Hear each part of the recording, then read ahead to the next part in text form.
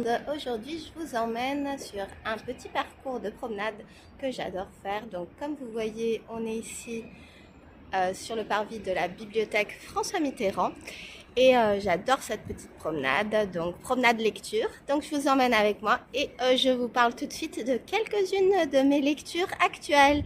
Donc certaines terminées, certaines presque terminées. Donc j'espère que ça va vous plaire. À tout de suite.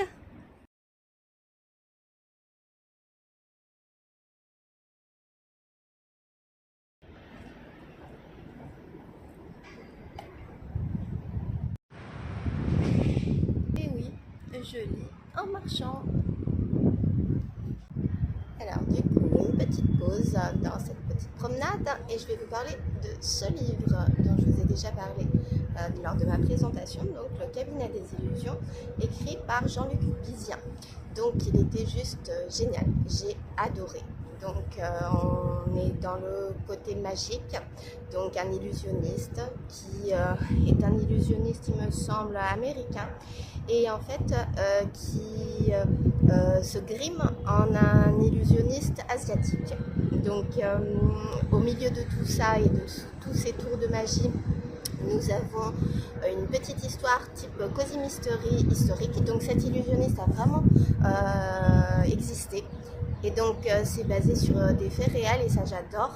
Et à chaque fois on a des notes de bas de page très complètes sur ce qui s'est passé dans la réalité. Et puis même à la fin, sur la femme de l'illusionniste, il y a particulièrement un petit chapitre consacré à cette dame.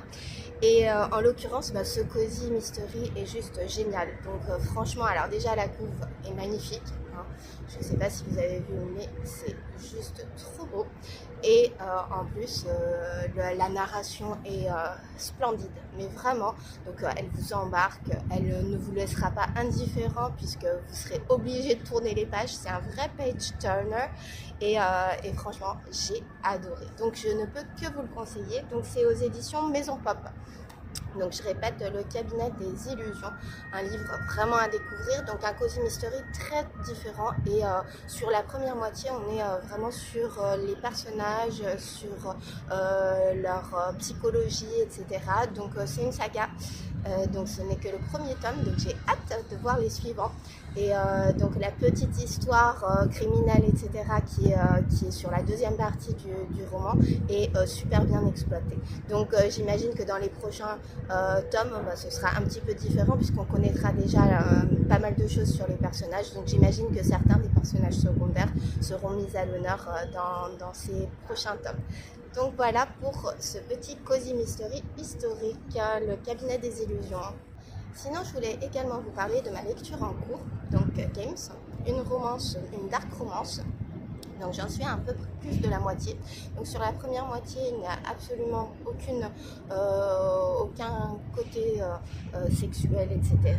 Là, ça commence. Donc ça commence à être un petit peu plus hard, on va dire, un peu plus cru.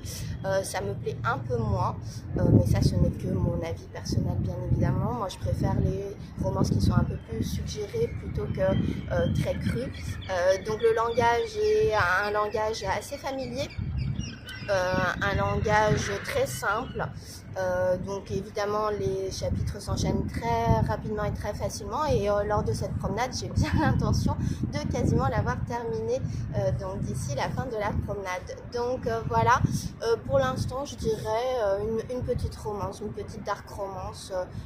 Il y a une petite intrigue à l'intérieur, donc j'attends de voir un petit peu où ça nous mène. C'est donc comme je l'avais déjà dit, du Hate to Love, donc assez classique, hein. Rien de transcendant en tout cas pour l'instant.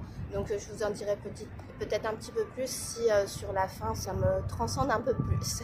Voilà pour mon petit avis sur cette romance, donc dont le titre est Games, pardon, et qui est écrit par Okeanos S. Donc je l'avais déjà dit lors de ma présentation, c'est le nom de plume d'Océane Blanchet. Voilà, voilà. Je reviens sur cette petite romance, donc je n'ai pas eu le temps de la terminer pendant ma petite promenade. Donc en l'occurrence, le héros devient de plus en plus malsain, donc je commence à le détester plus que je ne l'aime. Et du coup, il y a un peu trop de manipulation et d'emprise du héros sur la protagoniste principale. Et ça commence à pas trop me plaire, je dirais. Donc à moins d'un gros changement de situation, mais en fait il est tellement obsessionnel ce héros que ça j'adhère pas. Voilà, donc après je sais qu'il y a 3 tomes, donc évidemment si ça se termine un peu en queue de poisson et que j'attends la suite, bah, je lirai quand même la suite, hein. Moi j'aime bien aller au bout des histoires. Mais le héros ne me plaît pas du tout, du tout, du tout. Voilà donc ma conclusion pour cette dark romance. Et elle est aux éditions Pocket, j'avais oublié de le dire. Bon bah je vous souhaite à tous un très bon visionnage et puis j'espère que ça vous a plu. On se retrouve très bientôt pour de nouveaux avis lecture.